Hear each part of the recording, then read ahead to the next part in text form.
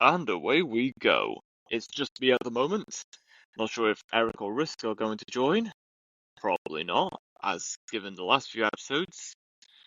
However, the show must go on, especially whenever obstacles might hit our way. Wink, wink. So yeah, topsy-turvy and away we go. Let's see what's graveling about in the media landscape for this evening. Ukraine hits pipeline sending Russian oil to Hungary and Slovakia. I'm trying to read something, but today my phone's been difficult. I don't blame them, to be honest. Ukraine has hit the Druzhba oil pipeline in Russia's central Tambov region, a source in Ukraine's GUR military intelligence said on Wednesday. It was the fifth Ukrainian attack on the pipeline which supplies Russia oil to Hungary and Slovakia, according to Reuters calculations. Hungary and Slovakia continue to buy energy supplies from Russia, even after other European Union nations cut ties following its invasion of Ukraine in 2022. Ukrainian media said remote-controlled explosives were used in the attack. Slovak pipeline operator and Hungarian oil and gas company said later on Wednesday that oil supplies through Druzhba were running as normal. There were no comments from Russia. Ukraine attacked the pipeline once in March, twice in August, and once in September this year. Kiev says it strikes on energy targets in response to Russia's continued attacks on Ukraine, aimed to undermine Moscow's overall war effort. Same old, same old. Can't say I'm surprised, but I certainly can't say I shouldn't be outraged either. Because how long has this war between Russia and Ukraine been going on for? It was like back in college when I first heard word that Russia sent its military into Ukrainian territory. Wow, time flies by really fast. I hope the same can be said for getting some kind of peace deal between the two nations done as soon as possible. Is it naive? Yeah, it's absolutely yes. Yeah, absolutely. However, never say never. In this day and age, anything is possible. I just hope it is likely to be the case. That eventually there is peace between nations and we can all live in harmony once again. I know I sound optimistic talking like this, but I'm sick and tired of this conflict and bang bang and stabby stabby stuff.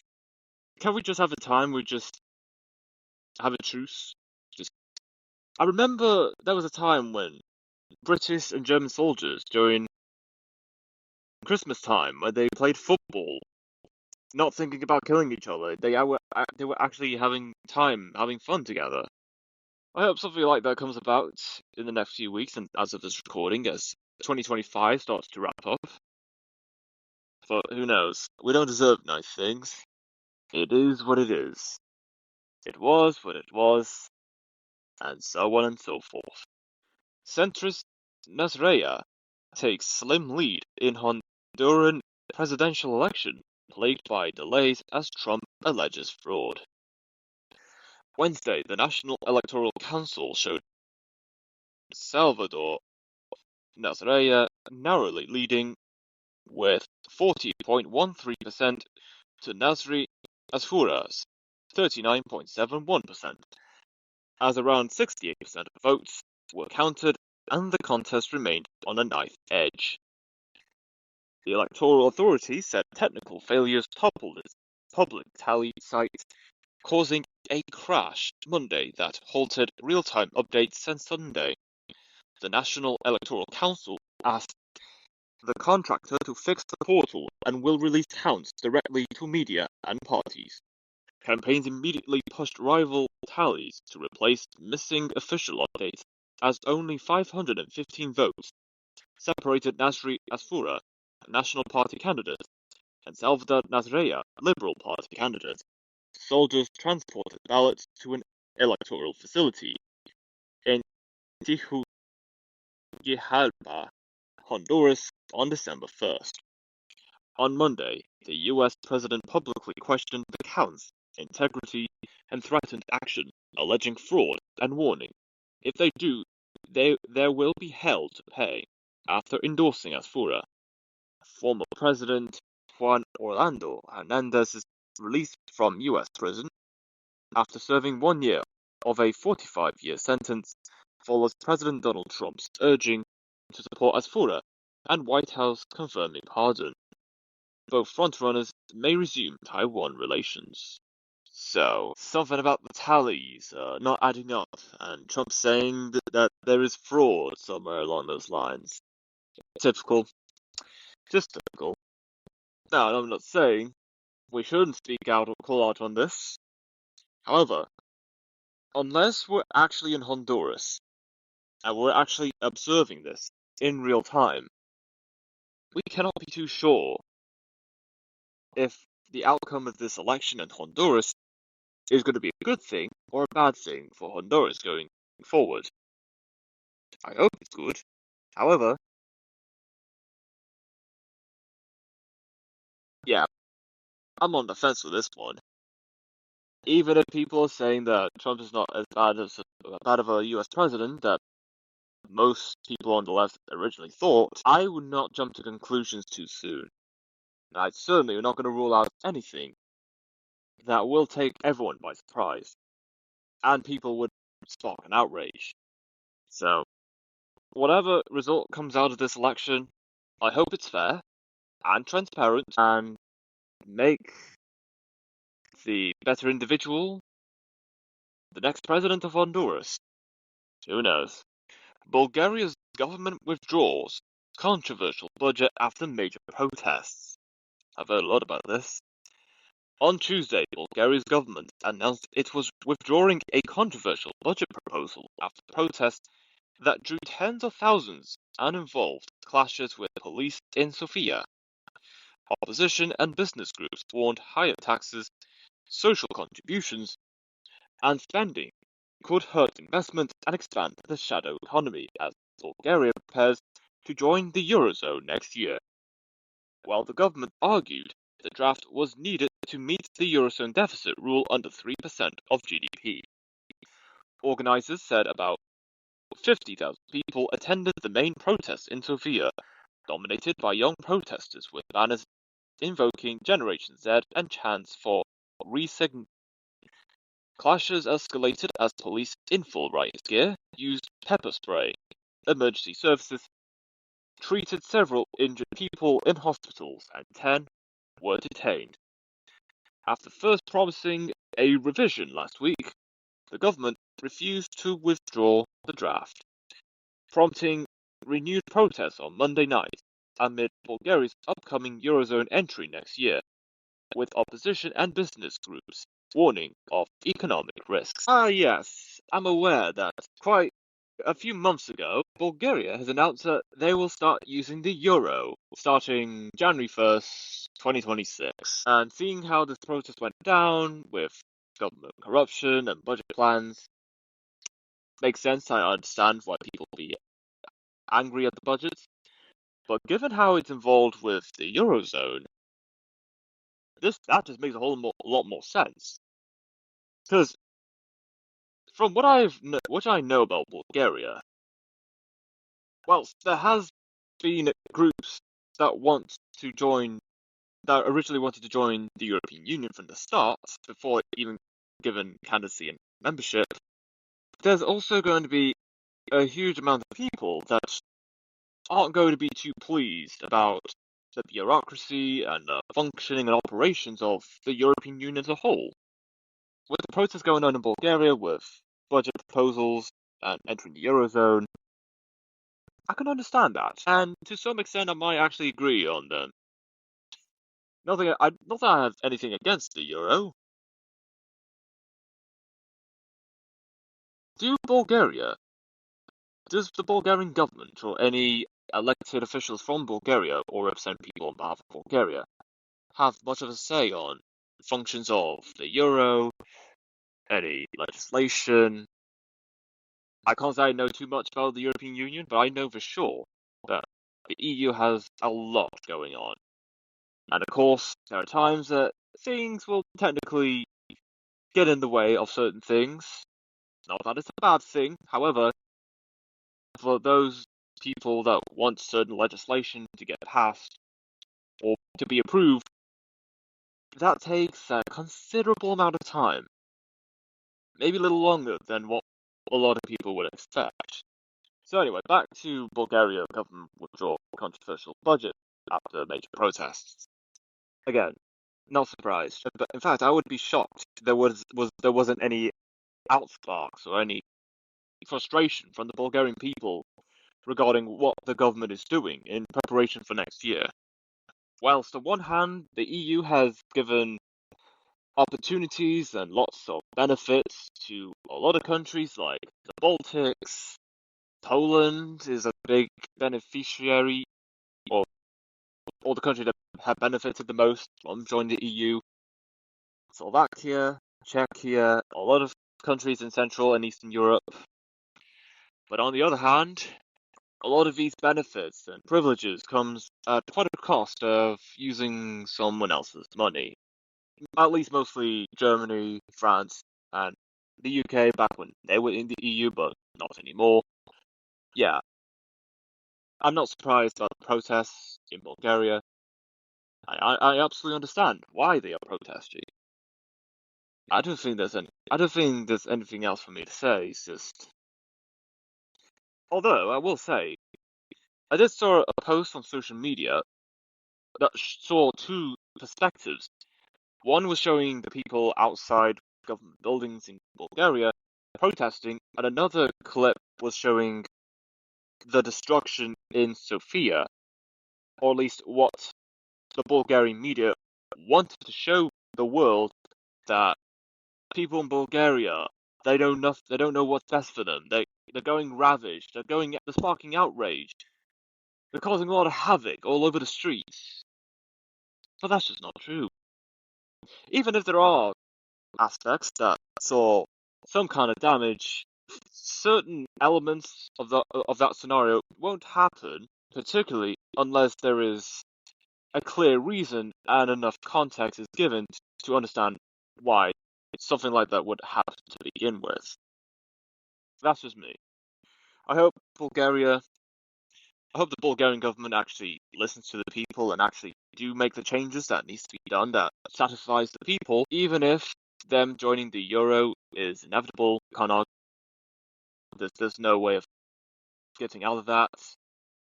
However, hopefully Bulgaria does makes the best of what is yet to come for the following year. Because once you join the euro, you're going to see a lot of changes. Whether it's good or bad, that's for you to decide. Because we all have opinions, and we're all entitled to them, even if people heavily disagree with them. Researchers slightly lower studies estimate of drop in global income due to climate change. Researchers at Germany's Potsdam Institute for Climate Impact Research revised their forecast of a drop in global income due to climate change from 19% to 17% by 2050, citing data errors as the reason for the change. The probability that fixing climate damage will cost more than building resilience has been lowered from 99% to 91%.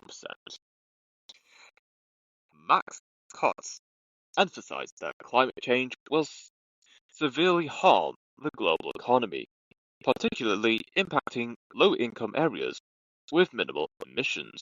Wagner mentioned that home insurance premiums in the US have doubled over the last decade due to climate risks, which are expected to increase further.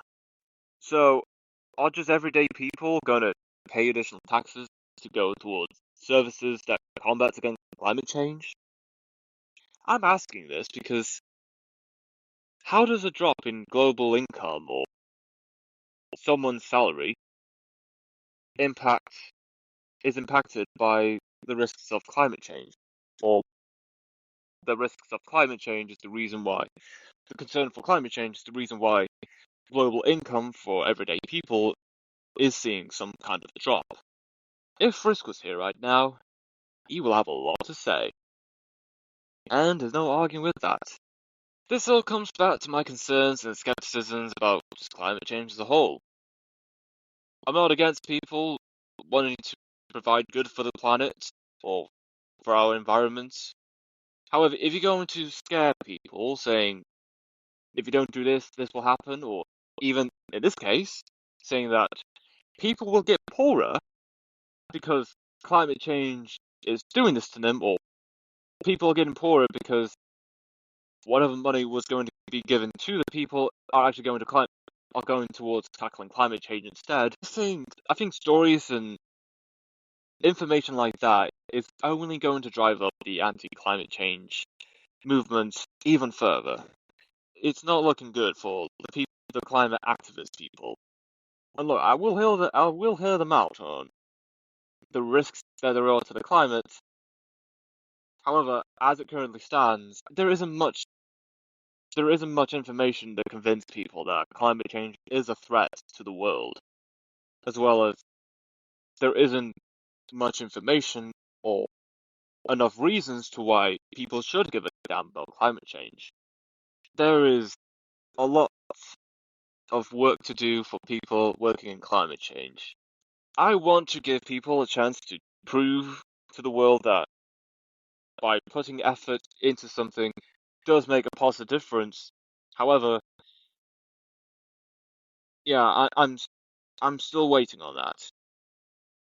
I hope there is some good news regarding that actually making a difference in the world.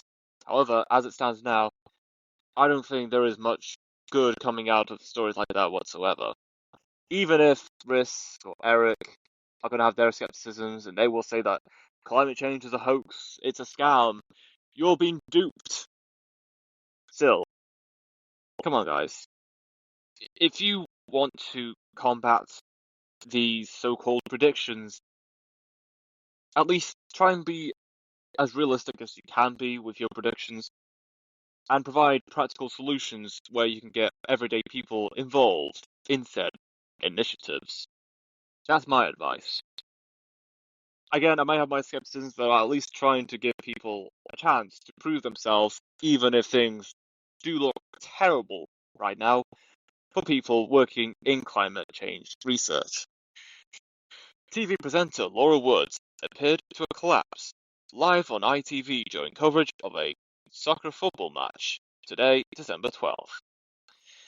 After the concerning incident, Woods released a statement claiming it was probably a virus and that she just needed a bit of rest and hydration. Have recently returned to presenting after maternity leave, having given birth to a son, Leo Ernie Collard, with fiance Adam Collard in January 2025. Well, I hope Laura Woods is alright. For sure she's alright, but I hope she doesn't. I hope something like that doesn't happen again. Because glad she's still alive. Great she's still living and doing her job. Oh, what else do I have to say for this? Drink plenty of water, kids. Because 80% of our body is practically water, so we need it as much as we can, but not too much. Because if you drink too much, you will have the urge to go to the toilet more often.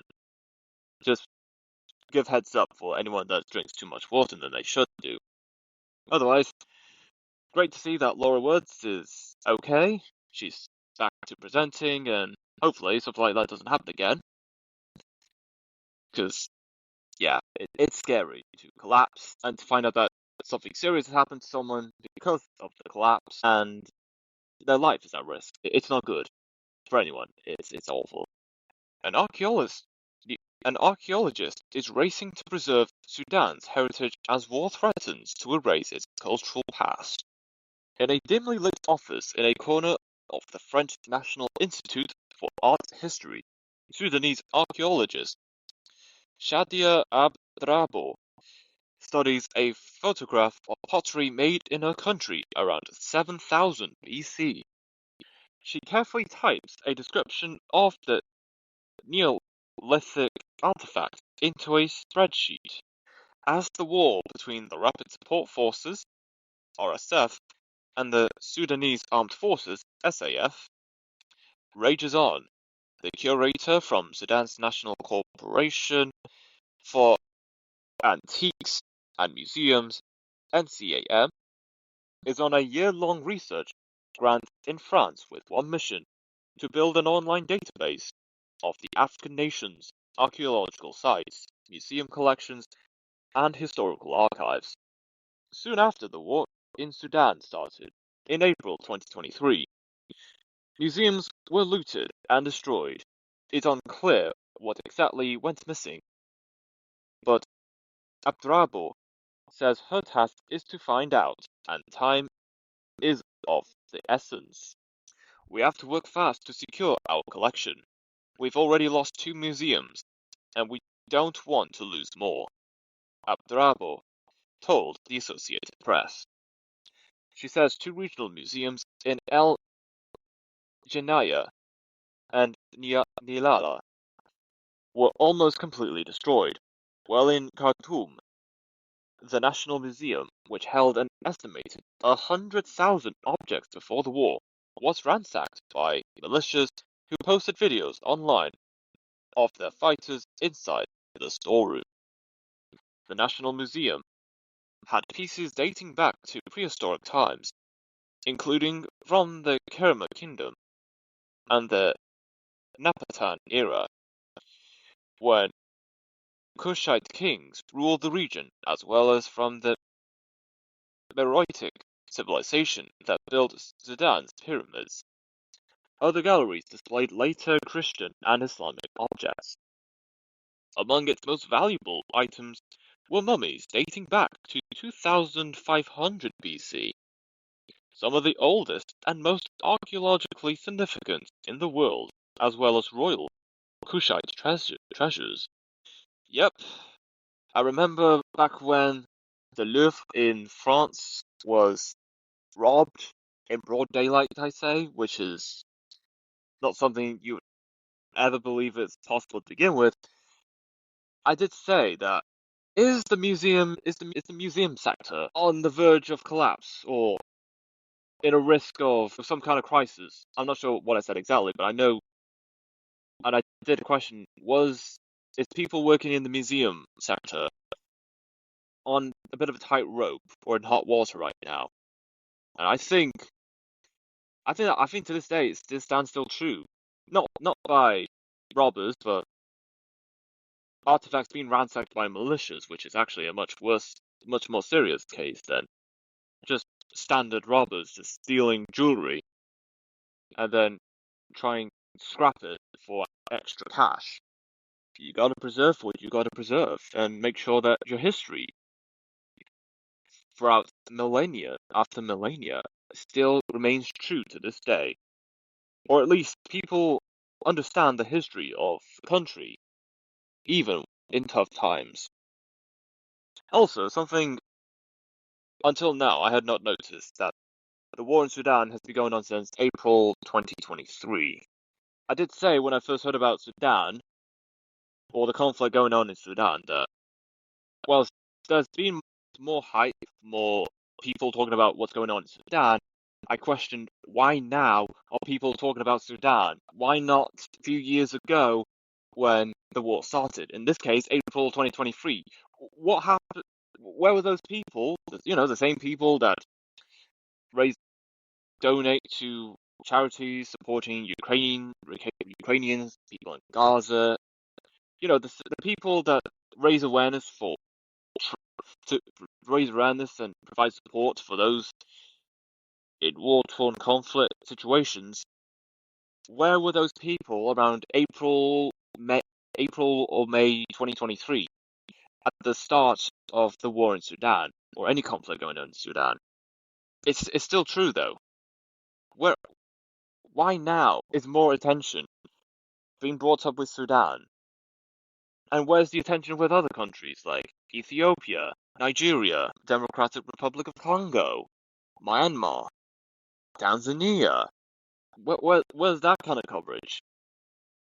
Now, of course, most media outlets aren't going to pay attention to that, but where's the everyday people and the independent journalists? Where are they on such coverage? It still baffles me that particular tragedies where people lose their lives aren't given as much coverage as they should. It's unfortunate. However, we got to keep going. We have whatever people can keep raising awareness. It's not over yet, but I do hope it concludes peacefully. Billionaire spacewalker is back before the Senate seeking NASA's top job.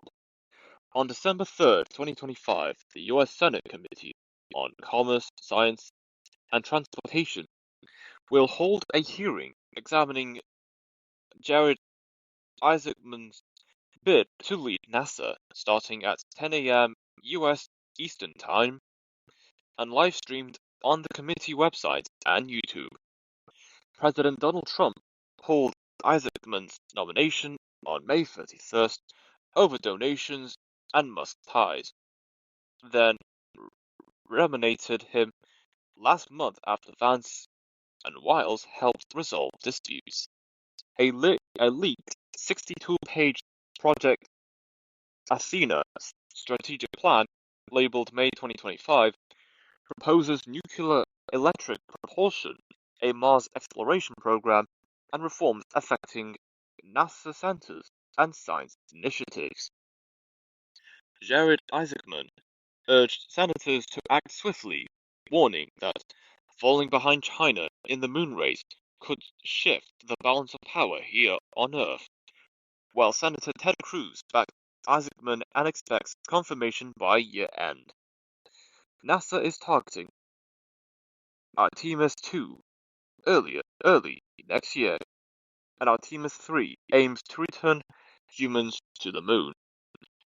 While Alabama's Marshall Space Flight Center relies on $4.1 billion from One Big Beautiful Bill for SLS support. Yeah, I've got a lot to say on that. Well, I'm not just talking about whether or not we could go out to space, and if space travel, as it's possible, can be done, and people from Earth can go to other planets and expand human civilization on other planets in our universe. But that's always on my mind regarding space. Regarding this story, the pulling of Isaacman's nomination over donations and Musk ties. I'm not sure which source it was, but I've heard from one source that Trump and Musk are on good terms, despite the falling out they had. That's just what I've heard. I'm not saying it's true or false. It's just that's something I've heard. And of course, regarding centers and science initiatives, honestly, I don't see how this does not go in NASA's favor.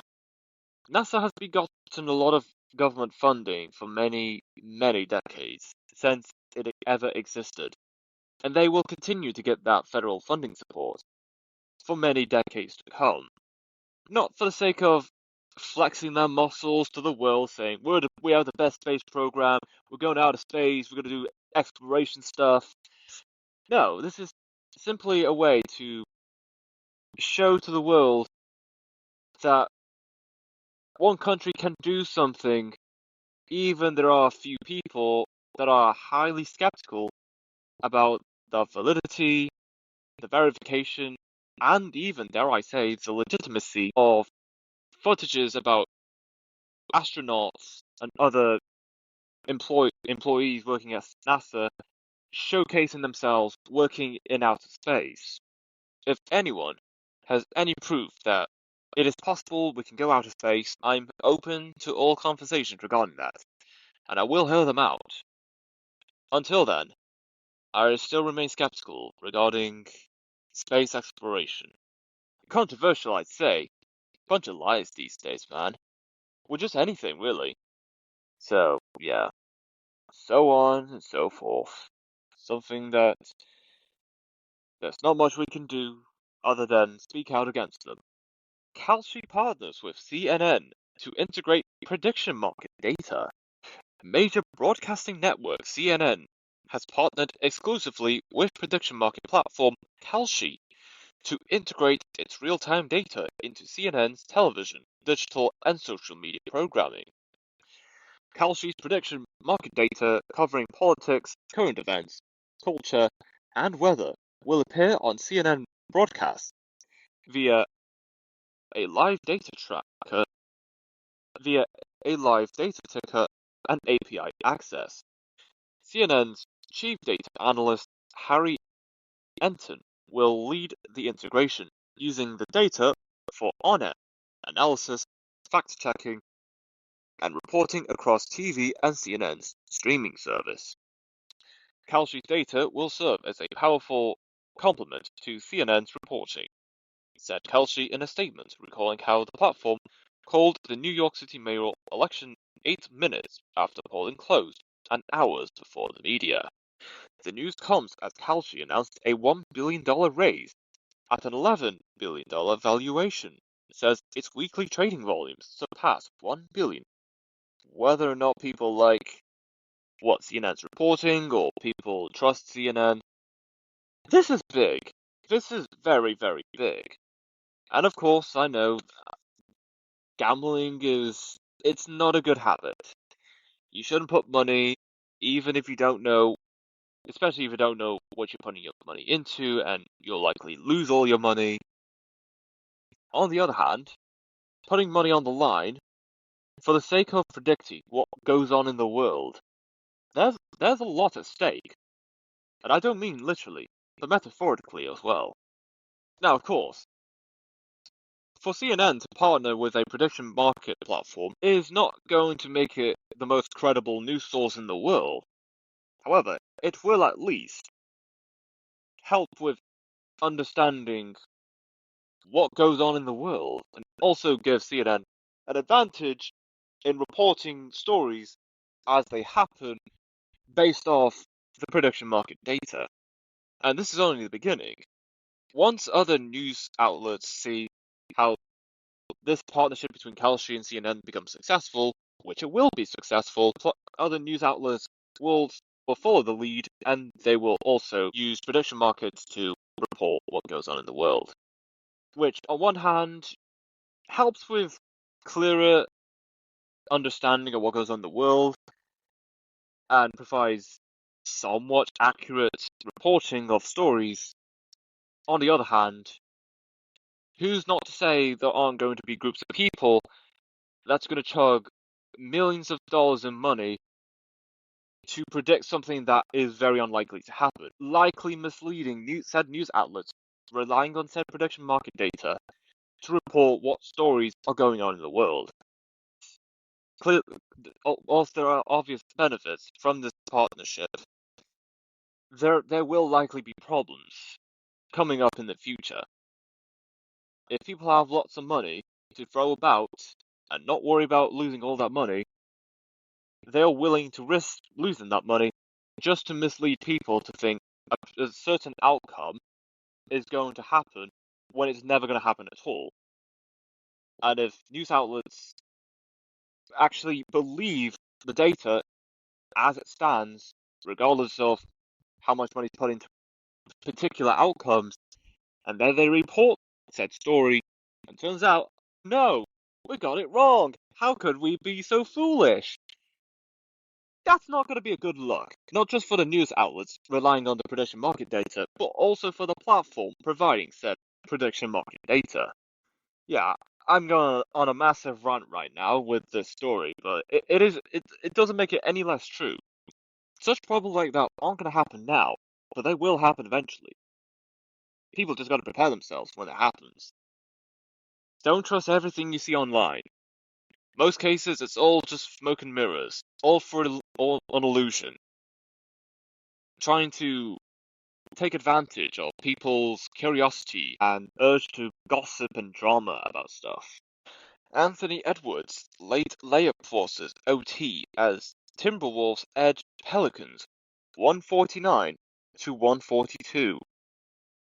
That's a tight scoreline. On Tuesday in New Orleans, the Minnesota Timberwolves defeated the New Orleans Pelicans 149 to 142 in overtime, with Anthony Edwards scoring a season-high 44 points and forcing overtime with a late layup. After struggling from deep early, Anthony Edwards scored 34 points in the second half and returned strong after a right knee collision with Micah Pevy to spark the comeback. New Orleans countered with multiple 20-point performances as Trey Murphy III scored 33 points with 15 rebounds, while Sadiq Bey, Derek Queen, and Jeremiah Fears each reached the 20s. The win gives Minnesota Timberwolves a winning streak of 3 games and a 3-8 record, while New Orleans Pelicans fall to 3-19 with a recent stretch of 13 losses in 14 games.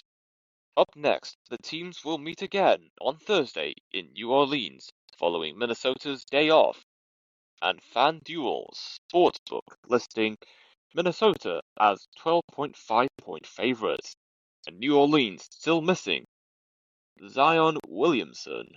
So in the world of American football, seems quite exciting. I think it's American football. Well, either way, whatever happened that match, it sounds pretty close. It could have gone. It could have gone either way. It really could have gone either way. And the next time they meet, pressure is on to ensure someone continues their lead or make a comeback from the loss they had. That's all I have to say. Even if you don't pay attention to the sport, I assume it's American football, it's something. There's a lot on the line. I will give them that.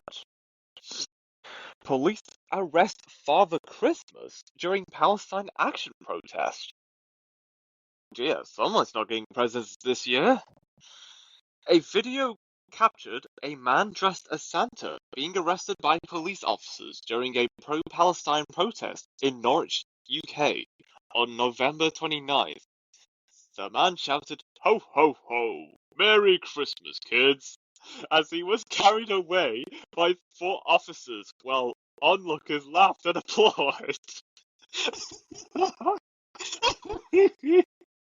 10 people were arrested on suspicion of displaying support for the proscribed group Palestine Action during the protest. That's brilliant. Oh, this is funny. If there isn't a highlight of the year, this is it. This is definitely it. How are police arresting Father Christmas, Santa Claus, for speaking out what goes on in Gaza? It doesn't. I mean, I don't know, man. It's just stupid, but mostly funny. I love this. But hey, it's something to tell the kids. Am I right? They wouldn't believe it. And of course, make of that information as you will. You can't make this stuff up. You can't even tell what's fiction and what is reality anymore. It's like it could be the same thing. You're just not sure unless you're actually there at the time it happened. Okay, well, I know the lads on here, but I'm gonna share this anyway. This is so funny. I can't stop laughing. I can't stop laughing at that. Father Christmas got arrested for protesting for Palestine. Who would have thought?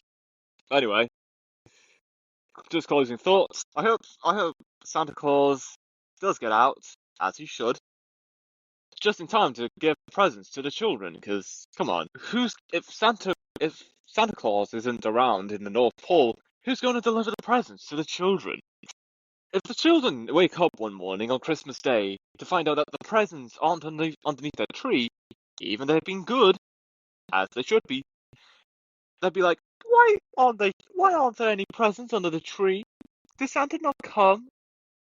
Oh, come on, man. That's just messed up, man. Yeah, yeah. I think those officers are gonna have a very. They're gonna have a long day of questioning about why they arrested the man that delivered children gifts year round. Yeah, yeah. This is pure jokes. This is too funny. Yeah, I don't think the lads will believe it either. But there you go. That's that's life for you. You just anyway. Let's just move on to the next story because yeah, uh, it's something. I can't stop thinking about it now. I'm just trying to look for stories and still think about it. It's too funny. Retired teacher spared jail for sadistic abuse of young girls in Angus School. On December 3rd, 2025, the High Court in Glasgow imposed a 3-year supervision order and a home restriction on Patricia Robertson after her conviction of 18 charges of abuse and ordered her to pay £18,000 to victims within 2 months. The offences, spanning 1969 to 1984, involved Patricia Robertson, now Baxter, abusing victims aged 5 to 12 at Fornethy House, Kilry, Angus, where she grossly violated her position of trust. Survivors told the court that force feeding caused gagging and vomiting, with one witness recalling being pulled like a rag doll and saying, "I just wanted my mum." Many victims reacted in court, branding the probation sentence disgusting and too light, while Judge Lord Colbeck described the offences as meeting the custodial threshold with exceptionally high culpability. Thompson's solicitors and Digby Brown are pursuing civil claims. Fornethy, run historically by Glasgow Corporation and Strathclyde Regional Council, provided care for girls, while survivors said the verdict proves they have been heard and believed despite lacking closure. Yeah, reaction from the court. That says it all. That's all you need to know. If people at the court's hearing are reacting saying that the punishment is too light, you know how badly this person is messed up. And whatever punishment that people say this person should be getting, I'd say the same. These charges, this punishment, consequences, it's not enough. A simple sorry is not enough these days. This pain lasts a lifetime. I can't stress that enough.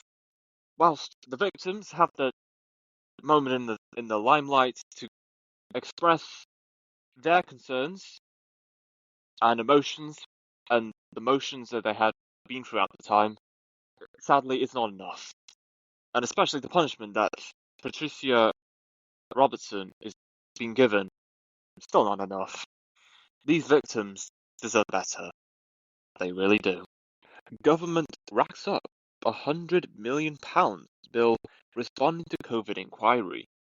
From April 2023 to June 2025, UK government departments spent around £101 million responding to the COVID inquiry, adding to public costs that exceed £192 million and increase taxpayer burden over 50%. The COVID inquiry's wide scope forced departments to gather significant evidence and legal advice, leading to legal disputes, including a 2023 High Court clash over Boris Johnson's messages. Legal costs dominated spending while 5 departments, Cabinet Office, Home Office, Department of Health and Social Care, Treasury, and UK Health Secretary Agency, and a team of 248 officials prepared evidence. Critics, including the Taxpayers Alliance and COVID-19 bereaved families for Justice UK, urged ministers to rein in spiralling costs as Baroness Howlett and the COVID inquiry legal team criticised delays and blocked information. The inquiry, which began in 2022, is not expected to report until 2027 and has only completed 2 of the 10 modules so far, with Baroness Howlett saying recommendations aim to better protect the UK Now, regardless of how people express their opinions on COVID and regarding the effectiveness of the vaccines, the COVID virus being some kind of bioweapon that was manufactured, causing a ripple effect all over the world, and even, dare I say, people even saying that the whole COVID lockdown was a test to see if people are going to be compliant to particular measures that people believed was going to combat against COVID. There are no words. There are no other words to express how people went through during 2020 to 2022. There have been people that have been stuck in their homes for at least 2 years minimum. No matter where you are in the world, people have been stuck in their homes for 2 years because of a virus going around, targeting and unaliving to some extent the most vulnerable members of society, whether it be the elderly, people with additional needs. It's absolutely awful. That I'm sure that the effect of COVID has been devastating to a lot of families who has family members that are elderly or anyone with additional needs that are, again, just as vulnerable to COVID as the elderly. Nonetheless, given the concerns of COVID, how could people allow something like this to happen? How could people just brush such a virus off like that? Even when people are saying that there is a conspiracy regarding COVID, it's not as dangerous as you think it is to you, and everything's a setup. Even if people even say if COVID was some kind of theatrical performative event to distract people from other events, people still lost their lives, and I will not tolerate that. No matter how much I say that there are certain things that will get people's attention, and others doing so for the sake of getting clout. If people lose their lives because of these events, I will call out on it. I would have to call out on it if I'm made aware of it. There could be more that I may not be aware of, and the same can be said for a lot of people. There's stories a lot of people do not know because the information they get is from mainstream news outlets or cable news. There was so much going on with COVID and the lockdowns. Whatever opinions you have, just know that the lives that were lost should not have happened to begin with. And whatever information was coming out regarding COVID is nothing but a coin toss. Whilst we should always listen to healthcare advice, if you have questions regarding any vaccines, medication, or prescriptions, please ask them. Do ask professionals about what you are being prescribed and the effects it will have on whatever effects it will have on you. Don't just take something without knowing what you're going to go through. It's important that people know what they are getting themselves into in regards to their own health. I can't stress that enough. And this cannot be any more important than it currently is right now. It is a priority. So back to the story. Goodness me. 2027, when the report is expected to come out with all the information about COVID, I think there's a handful of people that will say, "But we can't wait that long. We want to know right now what on heck is going on." And I agree with them. I want to know too. But of course, whoever's responsible for the inquiry, whilst they are still working very hard, understanding what happened during the COVID lockdowns, whatever information comes out,